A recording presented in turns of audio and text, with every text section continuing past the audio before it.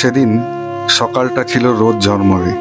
বেরিয়ে পড়েছিলাম নতুন জায়গা দেখার উদ্দেশ্যে। প্রাণ জুড়িয়ে শুধু দেখতেই থাকলাম নতুন জায়গার সৌন্দর্য। হ্যাঁ, আমরা মেঘালয়। আমাদের মেঘালয় ভ্রমণ এখান থেকেই শুরু।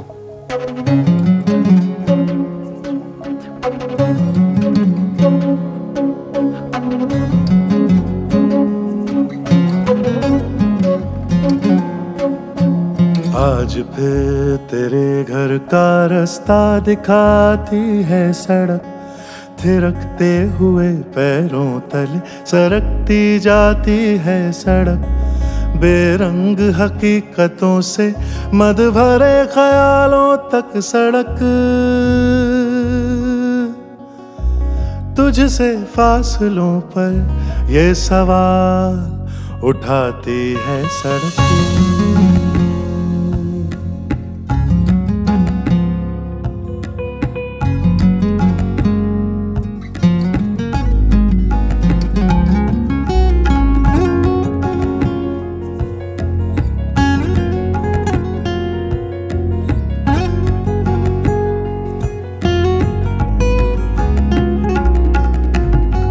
न पूरी तरह से तेरा चेहरा भूला मेरे चांद,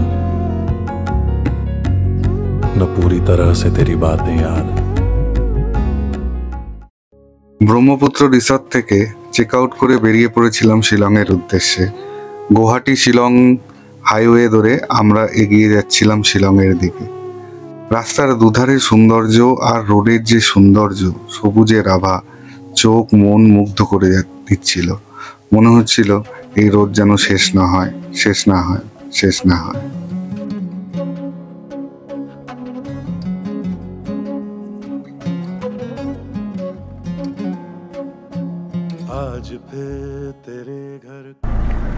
পেট্রোল পাম্পে আমরা পেট্রোল ভরলাম মেঘালয় যাওয়ার পথে। একটা জিনিস দেখে আমি খুব অবাক হলাম। এখানে পেট্রোলের দাম 94 টাকা 45 পয়সা, আর ডিজেলের দাম 85 টাকা 42 পয়সা। বাকিটা আপনারা ক্যালকুলেশন করেন যে কত বেশি আমরা দেই। এখানে বোর্ডটা দেখুন একবার, এখানে কিন্তু আপনাদের একবার দেখিয়ে দিই, বুঝতে পারবেন তাহলে। এই দেখুন রেট প্রাইস,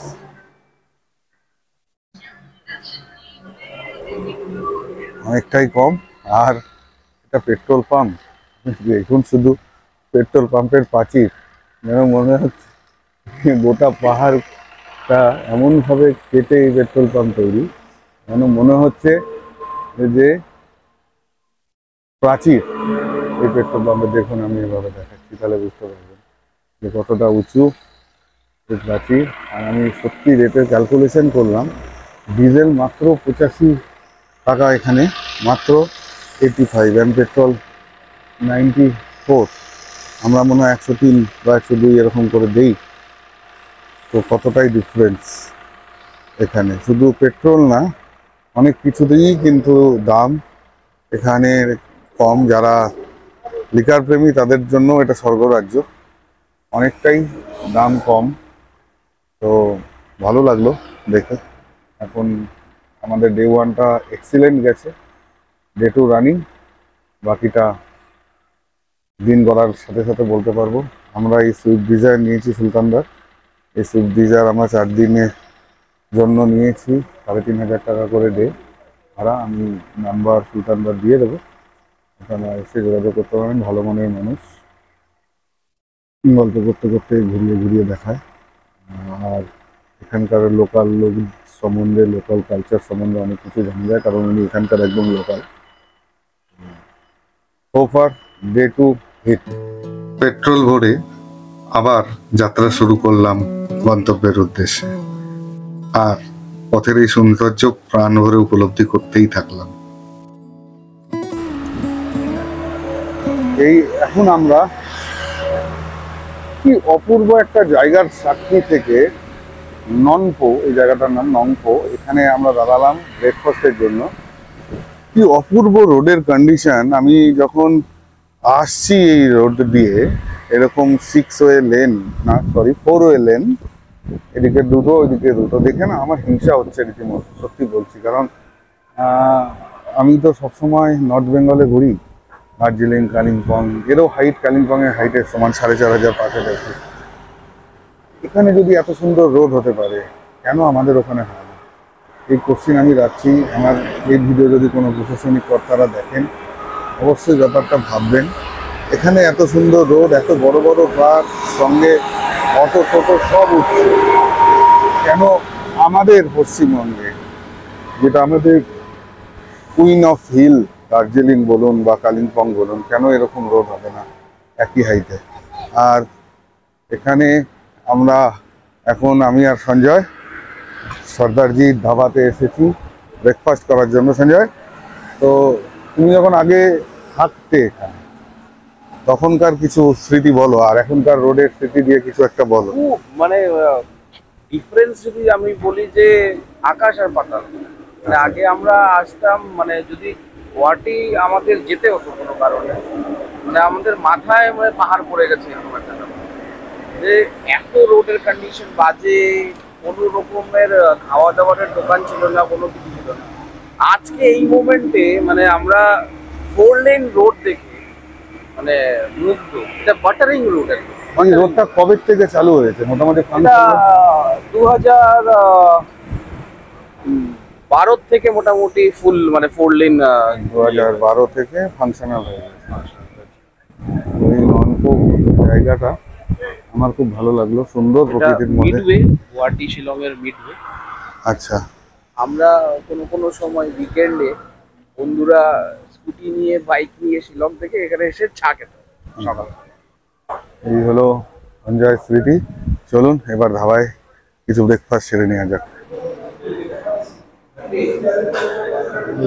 সর্দারজির ধাবা, এখানে অনেক লোক, সমস্ত টুরিস্ট যারা শিলংয়ে যায় তারা কিন্তু এখানে খায়।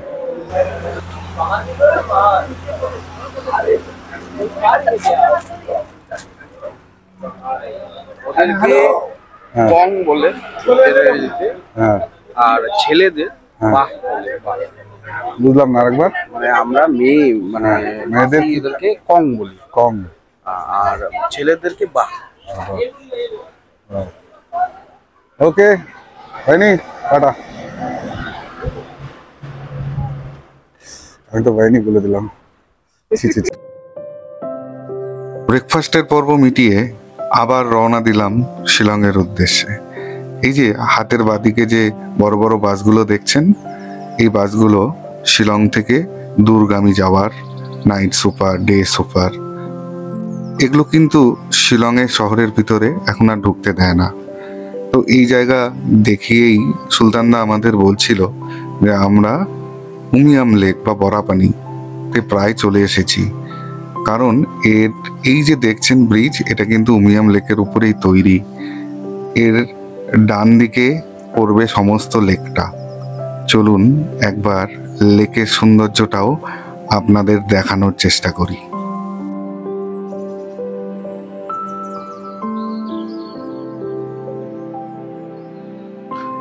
এই দেখুন কি সুন্দর জায়গায় চলে এসেছি। এই যে ডান দিকে দেখতে পাচ্ছেন বিশাল লেক, বিশাল জলের সমাহার, এটাই কিন্তু বরাপানি বা উমিয়াম লেক। এটা অ্যাকচুয়ালি একটা রিজার্ভিয়ার। এখানে হাইডাল প্রজেক্ট হওয়ার জন্য এটা বানানো। তো যদিও প্রজেক্টটি অনেক দিন ধরেই কাজ চলছে, এখনো কমপ্লিট হয়নি, বাট এটা রিজার্ভিয়ারটা এতটাই বড় যে এখন একটা টুরিস্ট প্লেসের রূপ নিয়েছে। এর মধ্যে বোটিং থেকে আরম্ভ করে অনেক কিছুই হয়। অ্যাকচুয়ালি উমিয়ামটা এখানকার একটা রিজার্ভিয়ার। এখানে যে হাইডাল পাওয়ার তৈরির একটা ড্যাম হয়েছে, তারই রিজার্ভিয়ার, সেখানকারই জল স্টোর হয়ে এই উমিয়ামদের। এখানে দেখুন, এখানে এইটুকুটা অংশ সিঙ্গেল রোড হওয়াতে কত লম্বা গ্রাম পড়ে গেছে। তো এটাই দেখানোর জন্য আমি নামলাম। 10 মিনিট ধরে আমরা এখানে ওয়েট করছি। আর একটা জিনিস দেখুন, এখানকার যেগুলো কমার্শিয়াল গাড়ি, সেগুলো কালার কিন্তু এরকম ইয়েলো।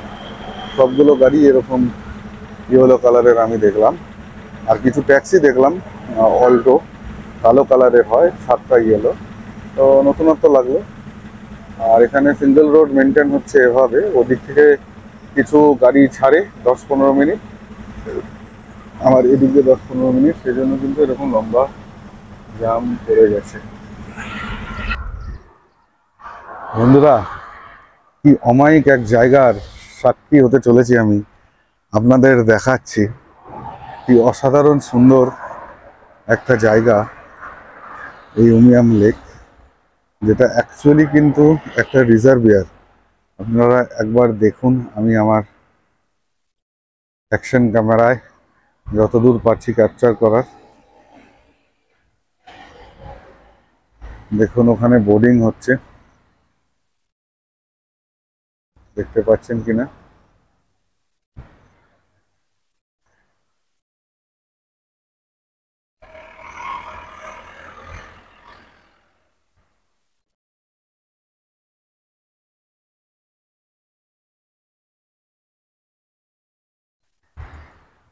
এই পুরো যে উমিয়াম লেক তার গল্পটা একটু সঞ্জয়ের কাছ থেকে শুনে নেই। সঞ্জয়, এখানকার, এটা তুই বলছিলিস যে ড্যাম, তাই না? এটা ড্যাম বেসিক্যালি রিজার্ভয়ার। আচ্ছা, যে শিলংয়ের তো এটা অ্যাকচুয়ালি পাহাড়, স্টোরেজ বলতে মানে কোনো কিছু নেই, সব তো মানে বয়ে যায়। তার জন্য এটাকে এইভাবেই কনসিডার, এটা ন্যাচারাল একটা রিজার্ভয়ার আপনারা। সেটা দেখলাম। এদিকে একটা ড্যামের কনস্ট্রাকশনও হচ্ছে, যার হ্যাঁ। জন্য আমাদের এখানে লেট আপনি হলো। বোটিংও করতে পারবেন, এসে বোটিং করতে পারবেন। হ্যাঁ, এই আমরা এলিফ্যান্ট ফলসে যাচ্ছি। এখানে গেটে টিকিট লাগে, পার হেড 100 টাকা করে।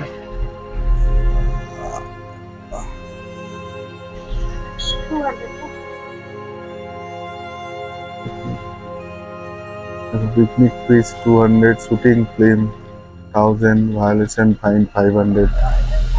তো সব কিছুই এখানে আছে। আমরা চলে এসেছি। এই আমরা এখন এলিফ্যান্ট ফলস টুরিস্ট স্পট মেঘালয়ের, এখানে আমি আর সঞ্জয় দাঁড়িয়ে আছি। এখন ফলসের আওয়াজ কিন্তু কানে আসছে, সঞ্জয় দেখে দেবে। দেখা যাক জলের পজিশন কি আছে। এই দিক দিয়ে যেতে হবে, সামনে রাস্তা লেখা আছে smoking here is an offence. আর অফেন্স করলে কিন্তু 500 থেকে 5000 fine, depending upon your offence, ওরা সেটা সেট করবে। তো এখানে অনেক কেনাকাটার দোকান। যাই হোক, ফলসটা আগে দেখে আসি। প্রচণ্ড সাউন্ড ফলসের। ওখানে লোকাল ড্রেস করে আপনারা যেতে পারবেন।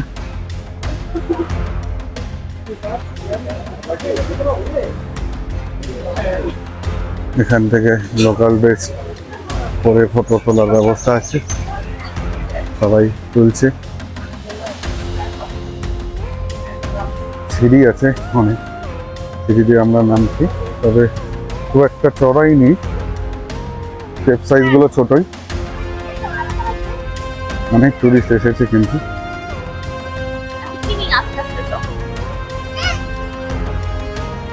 Most of Bengali.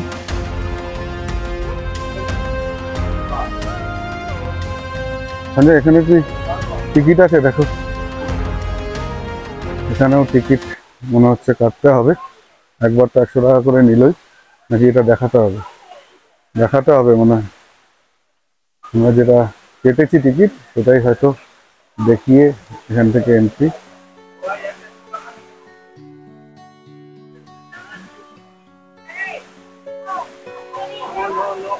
আমরা প্রথমে উপরের থেকে একবার দর্শন হবে, তারপরে নিচে থেকে প্রচন্ড সাউন্ড পাচ্ছি। আওয়াজটা শুনতে পাচ্ছেন কিনা? চলো এখান থেকে একবার প্রথম স্টেপ থেকে দেখে নিই, তারপরে এদিক দিয়ে নিচে নামা যাবে।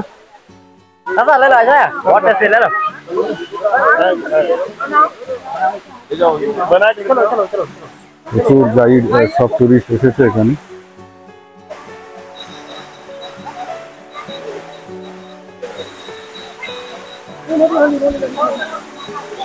Amazing, amazing, amazing view.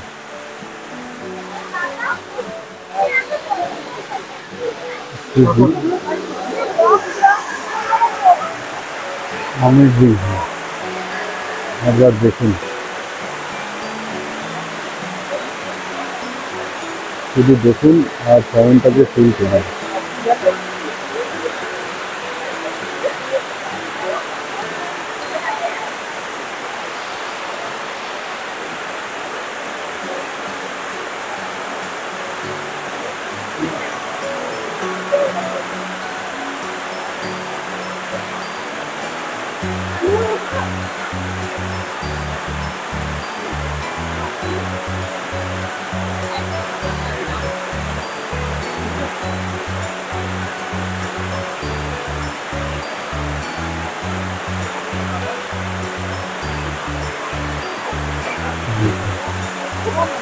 এটা সকালে বৃষ্টি বা কিছুদিন এখন বৃষ্টি হচ্ছে বলে একটুখানি আপনারা নোংরা দেখতে পাবেন। তাছাড়া এটা কিন্তু দুধের মতো সাদা থাকে। আচ্ছা, এটা দেখুন একবার। আমরা মেঘালয়ে প্রথম ওয়াটারফলটির সামনে এসেছি, এলিফ্যান্ট ওয়াটারফল। এখান থেকে একবার ভিউটা দেখুন কিরকম লাগছে। এরপরেও আরো স্টেয়ার আছে, স্টেয়ার দিয়ে নিচে গিয়েও দেখা যাবে। চলুন একবার নিচে গিয়ে দেখে আসি সেটা কিরকম।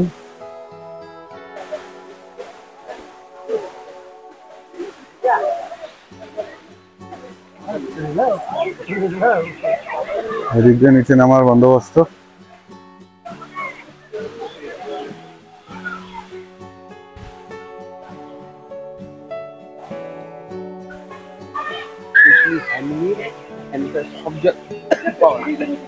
দেখুন এখানে কিন্তু এই হ্যান্ডমেড ডাস্টবিন সব জায়গায় লাগানো আছে।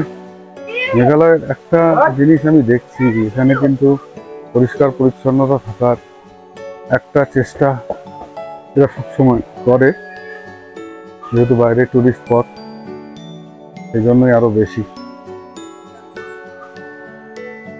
দেখুন আমরা নিচে নামছি আস্তে আস্তে।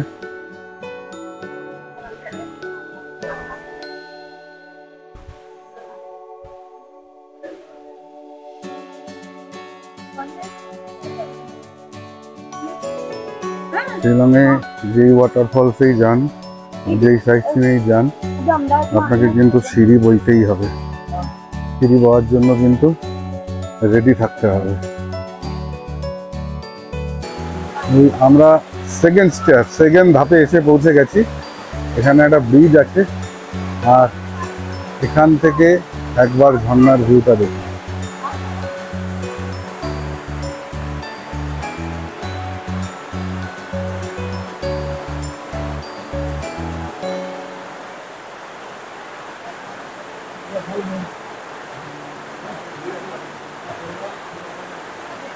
দেখুন একবার দুধ সাদা জল, বৃষ্টি হওয়ার জন্য একটু হলুদ হয়ে আছে জল, বাট এটা কিন্তু ন্যাচারালি খুবই পরিষ্কার থাকে নর্মাল টাইমে।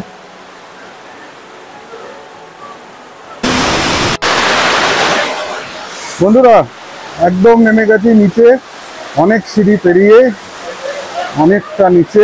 ওঠার সময় অবশ্যই টের পাবো কেন নেমেছি।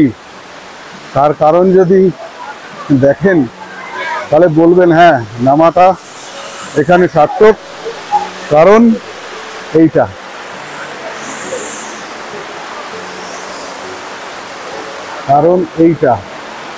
আর দেখুন এর যখন যেখানে পড়ছে একদম এলিফ্যান্টের পায়ের মতো। এলিফ্যান্টের পা যদি লক্ষ্য করে থাকেন তাহলে আপনারা বুঝতে পারবেন। এর শেপটা দেখুন, একদম এলিফ্যান্টের পায়ের মতো শেপ।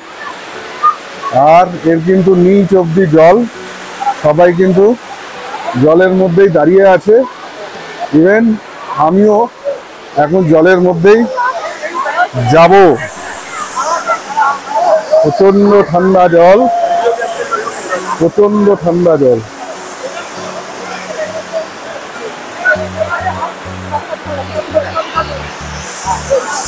প্রচণ্ড ঠান্ডা জল, এই জলের মধ্যে এসে দাঁড়ালাম বেস্ট ভিউ আপনাদের দেখানোর জন্য। আর এর মধ্যে দেখুন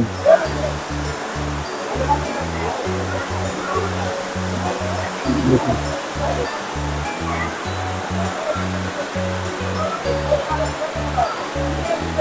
আর সামনে এই রকম এক হাতির পা, কত উপর থেকে উঠে এসেছে, আমরা অনেক উপর থেকে নিচে নামলাম এর জন্য।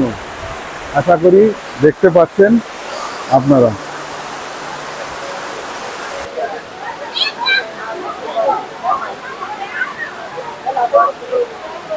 এই সব লোকের সমাহার এখানে, আর কেনই বা হবে না।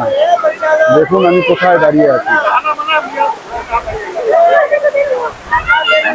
জীবনে একবার অন্তত হলেও মেঘালয় আসুন। এই ফলসগুলো, যারা ফলস ভালোবাসেন পাহাড়ে গিয়ে তারা এখানে আসুন। যে সাউন্ড প্রকৃতির, সেটাকে ফিল করবেন। কি বলি সঞ্জয়, কিরকম ন্যাচারাল সাউন্ড এই ঝর্ণার সত্যি অসাধারণ। আমার মনে হয় এই যে ঝর্ণার পড়ার যে আকৃতিটা, দেখ একদম এলিফ্যান্টের পায়ের মতো। সত্যি এই কারণেই মনে হয় এটা এলিফ্যান্ট ফলস। এই নামেই তো, তার জন্যই এটার নাম, অনেকেই জানে না, হ্যাঁ তার জন্যই এই ফলসটার নাম এলিফ্যান্ট ফলস। একদম। এই ছিল আমাদের শিলংয়ে পৌঁছানো, তার কিছু সাইট সিন আর মেনলি এলিফ্যান্ট ফলসের গল্প। এর পরের এপিসোডগুলোতে আরও অনেক সাইট সিন নিয়ে আসবো, মেনলি মফলং সেক্রেট ফরেস্ট আর একটা খাসি আইডিয়াল ভিলেজ, সব এর পরের এপিসোডে থাকবে। ততক্ষণ দেখতে থাকুন। যদি নতুন হয়ে থাকেন তাহলে অবশ্যই একটা সাবস্ক্রাইব করবেন, আর ভিডিওতে কিন্তু লাইক কমেন্ট অবশ্যই করবে বন্ধুরা। Thank you.